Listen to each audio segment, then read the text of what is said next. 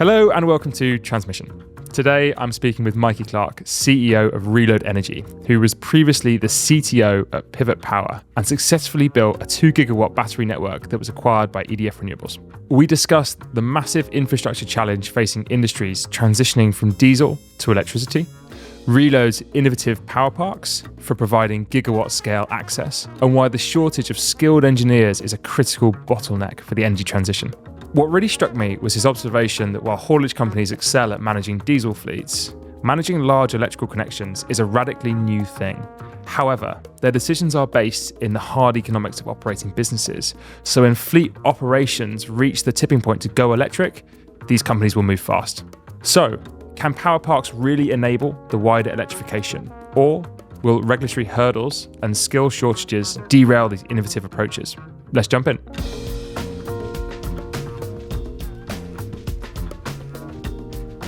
Hello, Mikey, and welcome to Transmission. Thank you. Awesome to be here. And let's start, as ever, with you and what is your role in the energy industry? Okay, so at the moment, I'm the CEO of Relode Energy, but I've always been an engineer. So I started reading metallurgy and materials engineering, so I love the fundamentals. Spent a lot of time building hospitals and schools and data centers, but moved across into power when the Olympics got announced in 2006, and I've been in power ever since, be it building tunnels, leading R&D for distribution networks, being in startups, or more recently co-founding Pivot Power, and really focusing on batteries at grid scale, particularly on the transmission network. Okay, and people will know a little bit of that Pivot Power history. So could you give us the very quick history of Pivot Power? Yeah, so I love how we did it. I wouldn't change a thing, but ultimately we were sharing an office with some of the guys from Tesla at the time, trying to build a network, and they were struggling with DNOs. They couldn't get their heads around securities and credit ratings that you needed to play on the transmission network. And they came to us and said, like, you guys should have a look at this. And there was kind of a light bulb moment in end of 2017. Mm-hmm. And we got talking to National Grid, and yeah, we'd raised money within a few weeks. We'd built a 2 gigawatt network within 18 months and sold it to EDF Renewables. And we've been building it ever since until Relode arrived. And that was somewhat unique because you were looking at tertiary windings on some of the largest transformers, right? That's right. Yeah. And like, just for people outside of the energy space, what does that even mean? So a tertiary winding is if you think of an auto transformer, for those that don't know, an auto transformer is just a huge transformer, a supergrid transformer on the transmission network. They're continuously wound, which means they sometimes struggle with harmonics. And so there's a nice little winding that goes on the side of that transformer that's wound in a delta configuration, which is wonderfully available to us to take off 3 phases and connect a battery. So that was really the genesis of that. Okay, and this is the earliest we've ever got into that level of technical detail, which is going to be fantastic, because I know loads of people who listen to this are super interested in both the energy, battery, and the engineering space. So I think this episode is going to have a whole load of content for them. Well, tell me when I go too deep. Yes, I can talk all day about it. I will. Let's go on from Pivot then to Relode. So what is Relode? So Relode was a group of us, some of us from Pivot Power, and we've brought in a COO who I've worked with before. Ultimately, we're a team of people that really believe in our journey to net zero, but we're seeing a massive gap on the load and demand side. We've been part of the process of building batteries and solar and wind, and there's lots of capacity and lots of people doing that. I think we felt like there was a whole other side of the equation missing, and that's what we focused on. So we don't describe ourselves as a startup. We're a special purpose company designed specifically to take advantage of the process that's happening in connections reform. We're very pro that. We think it needs to happen. But we also think load really needs to come to the forefront, because ultimately it's these new customers that are switching, in some cases, from diesel or hydrocarbons into electricity over the next 10 years. We really want to be there as a huge catalyst for them. So you're targeting people who are based on sort of conventional methods of energy into power generation on site, and you're trying to do that in a different way. So for people kind of less familiar with the work that you're doing, how do you do that for them? Fine. So I'll talk about the concept of our power parks a little bit later, but ultimately there's customers like the haulage industry. So road haulage is exclusively, almost exclusively diesel at the moment. They're amazing at buying diesel, and they understand how that whole network of new fleet trucks, second-hand fleet trucks go, and they understand their residual values. When it comes to electrifying those, and we're not miles away, we're not many years away from a volume getting onto the roads. Buying electricity is a radically new thing, particularly as it's a lot more complex than diesel. Connecting into large volumes of power. Often they don't own their own sites. Often DNOs aren't incredibly helpful when it comes to giving them a timely and affordable connection. So we're really talking to the haulage industry about maybe an alternative and looking at our power parks. Same thing with the shipping industry, probably a slower burn. But ships run almost exclusively on heavy fuel oil, which is like a thicker diesel. They tend to switch to a low sulfur solution once they're in inland waters. But again, they're going to need, in the fullness of time, to switch to an alternative. We don't know what that is, whether it's e-methanol or a hydrogen derivative, ammonia, etc. All those are going to be manufactured using electricity. So as the move goes from hydrocarbons to electricity, there's a gaping hole, as far as we're concerned, in timely, affordable and sizable grid connections. And our power parks really are we think are a really major part of that solution. Yeah. And there's a really fascinating part of this, which is in a power system, everyone knows that networks and locations are really important in terms of how much energy you can flow down a certain line, where certain transformers are to connect. That is a huge part of how power networks are put together. You're also then thinking about other networks in terms of haulage networks or transportation networks. And so I suppose you are, in terms of how you're planning this, you're almost sort of crossing over these two networks to try and find availability on the power side, but also pinch points on the transportation side as well. Absolutely. And so the layers have different kind of attributes. So we are grid-led generally. Like, there's no point turning up and building a power park when the grid's not going to get there till 2038 or something. So we're grid-led, but equally we have this overlay of kind of golden transport routes. Again, there's no point building something in the middle of nowhere where there's no traffic. So we overlay that. We also overlay planning. So we have a huge amount of sites that go into the top of our kind of filter, our funnel.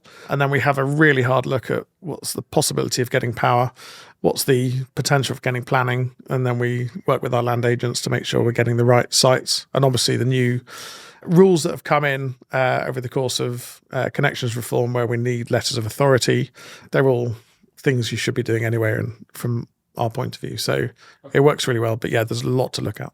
And we've covered a little bit of where, and we've covered a little bit of who, but maybe we haven't covered the when. So is this all pointed towards 2038, or how quickly might this be able to deliver sites, equipment on the ground? So we think this needs to be timely. And so what we're not trying to do is build it and they will come. So we think anything from 2030 onwards is a really good date for us. I think before that, when it's not realistic to get the size of sites we're talking about through planning, doing the surveys correctly. So we're really looking at 2030 onwards. We're obviously constrained by connections reform, but actually not being constrained, with load not being constrained at all by CP 2030, and a really good need case for bringing these whole new energy vectors into the electricity system.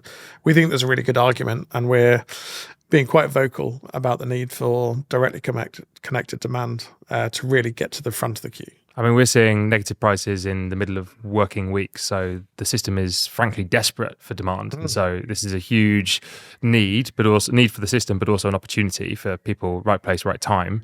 But you talked a little bit about what you're installing, but perhaps we could put it in the context of some megawatt numbers, just so people get the idea of the size of one of these parks. Are we talking sort of 1 megawatt, or are we talking a gigawatt? It's definitely towards a gigawatt. So at the moment, our applications are in the region of 400 to 950 megawatts on each site. Ultimately, we want a network of around 15 to 20 sites across the UK. They won't all be 1 gigawatt. But depending on where they are in the country, how many different vectors we think are viable in that area. And there's a big data center question on top of that. So where we think there's far more potential, the sites tend to be bigger. There is also a constraint on land in some cases where there's a certain energy density you've got to hit from a land point of view.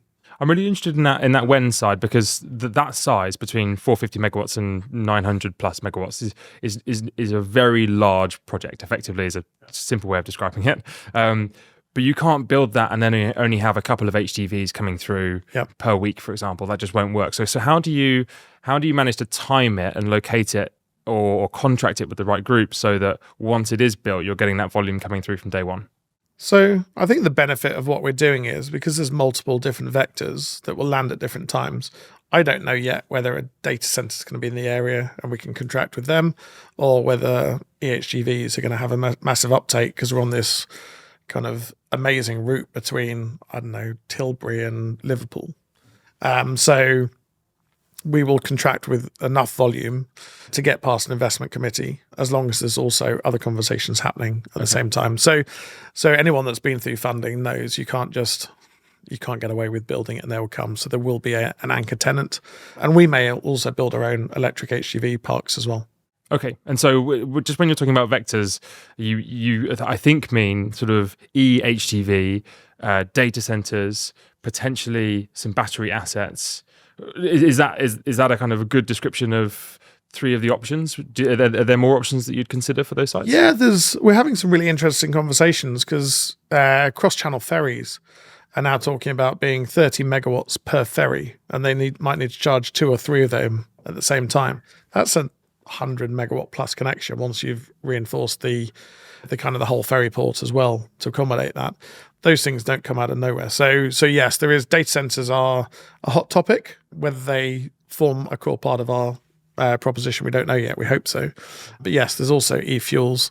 They've kind of had a bit of a rough journey over the last couple of years, but ultimately, if sustainable aviation fuel is going to happen, we want to be there in the right place to provide them power. Okay, and then there's this I think a really funky thing in the GB power sector and also in other power sectors, that you have really good network connection to certain power stations on the coast, because that's where the power stations are for the cooling water. And so you have very good grid connection to those points. But the port that might be slightly adjacent to it might not have the same quality of kind of grid getting to it. Yeah. So again, is that another part of how you overlay kind of the network of transportation with the network of power to try and find those hotspots where you think it's the right place to locate? Yeah, a little bit. So we're not afraid of laying some cable ourselves and having some local network. So we've done this previously under another guise. Really proud of that previous project we built with EDF, powering multiple EV off-takers from the same connection our battery came from. So we're not afraid of that. They don't need to be absolutely on the same campus, as it were, in our power park. But if the port is 10 kilometers away, we shouldn't be afraid of that. If the connection's material enough, that can be absorbed. Okay, super interesting. Maybe just for a few of the commercial heads, let's ask the question: how does this all make money? So we make money not dissimilarly to an IDNO or a distribution network, where we will take care of the large transmission connection, but backed off from that, we'll have customers that will come to us and pay a connections fee. They'll pay an access fee, kind of an annual volumetric annual fixed fee, and then a volumetric fee based on energy. We want to make it look and feel like any other connection, just hopefully turning up at the size and time they want. Okay, there's a lot of facets to this, isn't there, to kind of pull it all together into like that successful. Oh, it's been in my head for years. Okay, so it's slowly coming to fruition. And maybe on that theme, has this been done before? Is there a blueprint out there that you could look at and kind of copy, or is this a new way of thinking about this? I think it's genuinely new, but we're not breaking kind of. We're not the bleeding edge of anything, and I'm really deliberate never to be the bleeding edge of anything, because it's really difficult to get scale investment, and I don't want reg changes. That's kind of my golden rules for any company I've been involved in. But what we are doing is bringing together some of the things we did at Pivot Power and latterly EDF, where we took a single asset but used that connection for multiple things. And it was phenomenal. That was a cable we ran through a difficult part of Oxford. Oxford's hugely struggles with air quality, and we built the most powerful charging station in Europe at the time, with amazing Tesla bays, amazing Fastned bays, etc. So that part of kind of a private wire network has been done before, but private wire networks aren't new. I mean, if you look at most massive load centers in the history of the UK networks, there was often a power station sitting behind it, slightly different configuration, but nothing new under the sun. So we're just bringing some of these together in a package that's fit for the next stage of the energy transition. Mm-hmm. And in terms of then things that this would offer back to the grid, so we've talked a lot about HGVs, data centers, things that you will have on site and you will serve on site. Like with other sites that have a lot of money being spent on power electronics, is there something that you're looking to offer back to the grid in terms of something that will be valuable for the grid? So at the moment, our vanilla proposition is load only. So we let customers will still pick their own supplier. They can probably play some tunes on their own supply contracts as well if they want. But ultimately, we will have some very large connections straight onto 400 kV network. So if NESO and if the government think it's appropriate, then yes, we're all for plugging in long duration storage or some sort of inertial support device. I can't think of anything better than to use these complex but large scale connections to really be an all-encompassing solution and really contribute. And with where kind of connections reform is going, I think we will see a lot of planning permission is already granted for a lot of battery projects of kind of the vanilla kind of that 2 to 4 to maybe just slightly over 4-hour duration. So it might be that outside of connections reform, it's those sort of more strategic type things like longer durations or inertia type provision that might be the things that get accelerated and can be added onto sites outside of the current process of connection reform.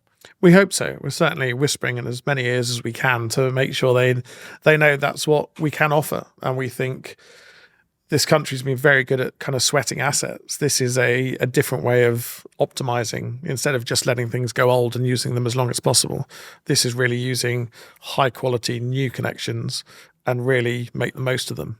Okay.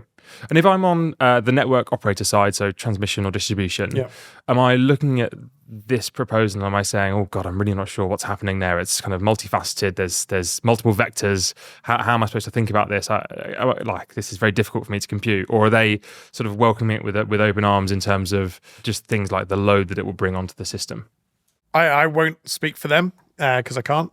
I think, and I really hope what we've submitted for our technical declarations within our applications I think they're very sophisticated. I think we've tried to preempt some of the questions they had. They got processed quickly, but there's a lot more that went into our applications than a standard kind of one technology type application. There's multiple technical declarations. Okay, it's a fascinating space. Let's move from the technical to the commercial and a little bit on Relode. So in terms of fundraising, planning, what's next for you? So we've got the most amazing set of angels that have supported us. Some of them have been on the journey with us through Pivot. And so I think hopefully they like us and trust us. And like I say, there's 6 of us that have come from the old Pivot team. So they've been amazing. They continue to support us. At the moment, we've just gone out to the market for our next funding round. And we're looking at the moment to close funding to get us through to probably 2028, such that we've got first projects spade ready to have the next round of investment kind of on a project by project basis. So it's a big raise for a small company, but there's a lot to do and we want to grow the team a little bit. But okay, we're pretty lean and we're very happy with that. Okay, and I'm just going to date stamp that. So we're 5th of June today, so that people can have context on kind of when this was recorded. Okay. And I think perhaps one silly question from me is that that funding to support Relode the company, and then each of these individual projects will then get sort of project finance and supported that way? Because it feels like a huge amount of infrastructure land connection that you're going to have to be buying. I imagine that will go through a sort of project finance type structure. It depends who comes in this round. So we're talking to everyone you would expect, kind of the big infrastructure players, some of the slightly smaller infrastructure teams that have more of a front-end mandate. And it depends on the size of their balance sheet as to whether they're hoping to follow through and finance first projects, or whether actually they'll be part of the team that support us funding those individual projects. But you're right, they're big sites, they're tens of millions of pounds to build. So we've got to get it right. But equally, there's money out there that needs to be deployed in quality projects, and that's what we're here for. I suppose one of the things we always hear about within the energy space is the kind of the ability of getting people on to these projects who are suitably qualified and can actually deliver these high quality electrical networks as needed, that requires a high number of engineers, electrically qualified groups to do that work, often through EPCs or sort of subcontraction. Yeah. How do you feel about that? Because on one hand, I can see this really positive story that a huge amount of jobs will be required in order to deliver one of these parks, which is a great news story. But the other side for you, there must be so much work going on within the power system over the next few years. Like, do you feel confident that you're going to be able to kind of call in the right groups at the right times to be able to deliver these projects? So I think it's a team effort. And what we found when we worked with particularly National Grid on previous battery projects, it is once you get past kind of the application process and you get awarded a connection date and sign a bilateral contract, etc. Once you get into the thick of it and you get to know the commissioning engineers, it's more of a team effort. So I'm confident of that and confident of recreating what we've done before. And we have some fantastic relationships. I think I do generally worry about the UK space and how many TP141 commissioning engineers there are and how many TP144 substation design qualified engineers there are. If I had my time again, I'd have set up a whole company that trained these people from the start and contract them out at huge fees. But at the moment, no, we need to make sure we're getting the right people at the right time. It's always going to be a challenge because there's so many people fighting for a finite amount of resource. I totally agree. We hear this conversation a lot. Maybe just for listeners, of the pool of those people in GB, do you think we have are we talking about 50 people who are kind of qualified to that standard? Is it more like 500 or is it more like 5,000? How big is the pool of these kind of on these pinch points of sort of project design? How many people in the UK can actually do this work? I think first of all, I'd say our networks are amazing places to learn, and all the best engineers have come through National Grid or Scottish Power or SSE or any of the distribution networks.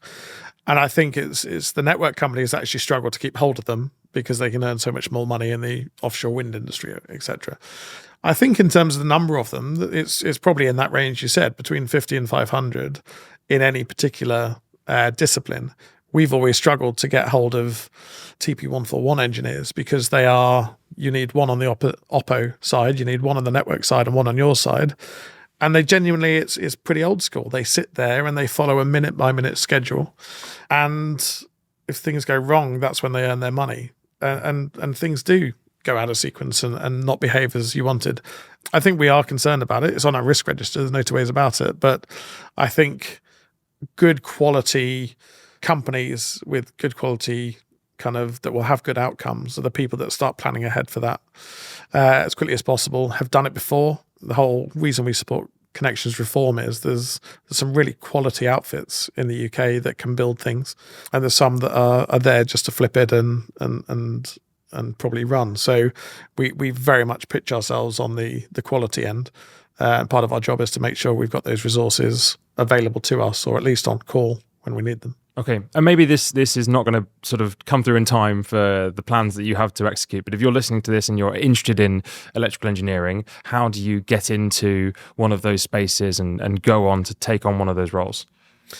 So I would do your maths. Like it's absolutely key. Be really confident with that, but also get out there and talk to these companies. They're really, really good actually at talking to kind of younger potential engineers.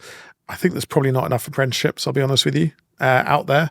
And I think a reconsolidation of effort on that would be really helpful. I mean, just to give you the context, in very round numbers, the transmission network is currently trundling along about £1 billion a year of investment. They need to be at 6 or 7 billion a year by 2028 to 2029. So the scale of what's about to happen in front of us it's an uncommon moment in my career.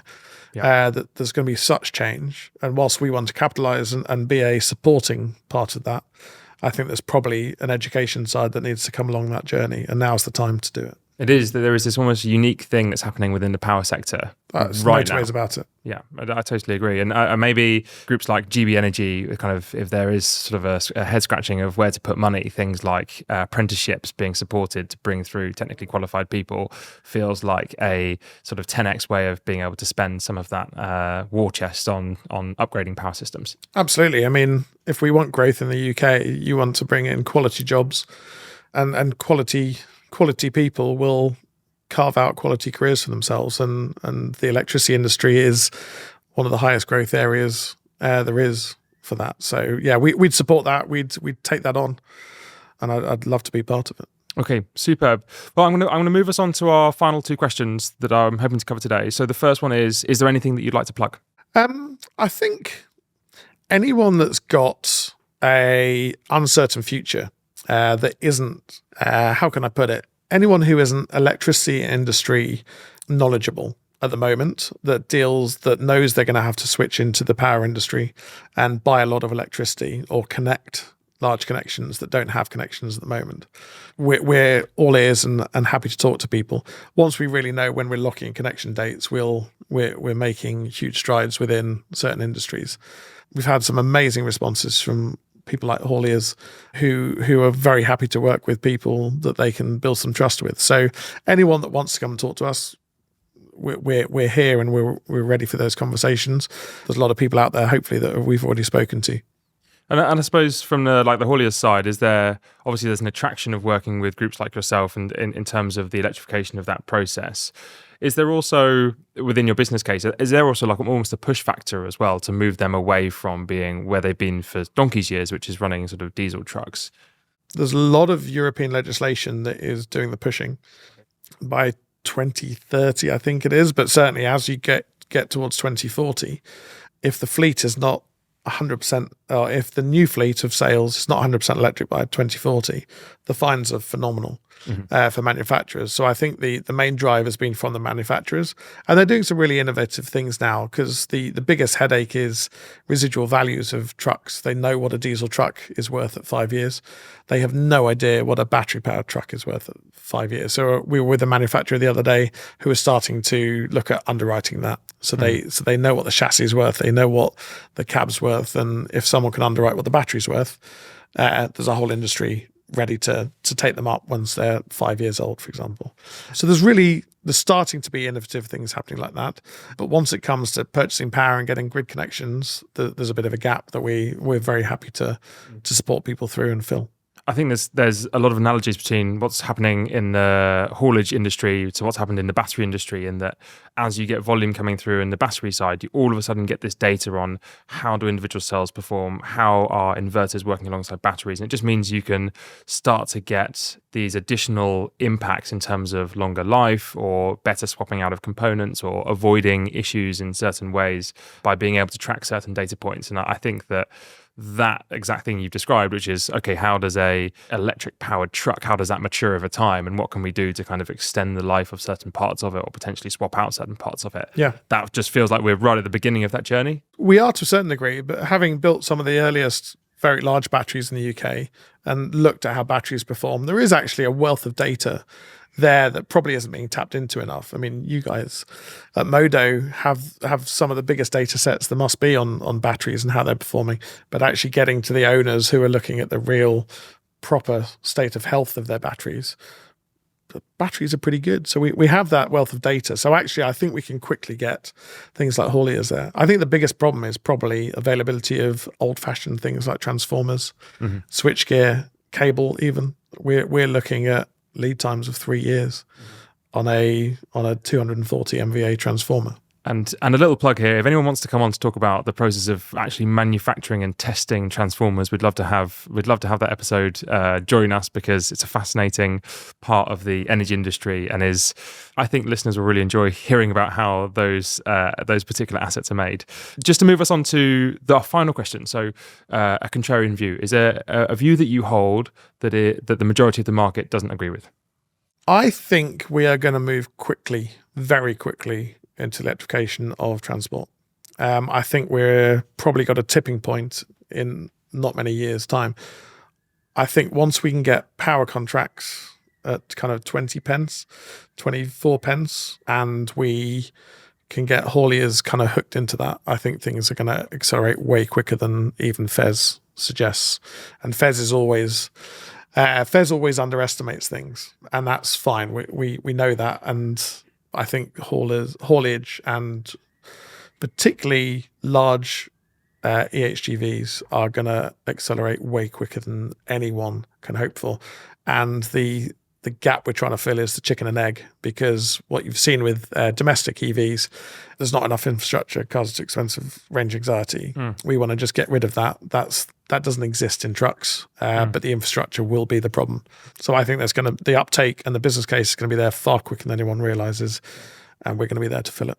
That's super interesting. So you're almost kind of calling out that an EV decision for whoever is almost a subjective decision, and there's an element of maths that doesn't feed into that. Whereas actually for fleets, it's much more an objective decision to, okay, from a business perspective, should we actually be doing this? And as a result, you could get whole fleets shifting quite quickly. If the infrastructure's there and the contracts are there for the cost of electricity, I think it happens quick. And I think the other factor that drives that is once you realize how few moving parts there are, these trucks will blow your mind at how they can drive up a hill without worrying about losing all their speed. I think they're amazing. I'm doing my HGV license just so I can start driving them myself and walking the walk. Superb. What a fantastic place to end this episode on. Mikey, you've been a fabulous guest. We wish you the best of luck with Relode. And as you get those assets onto the ground and running, we'd love to have you back on to talk through how it's going. No problem at all. Can't wait.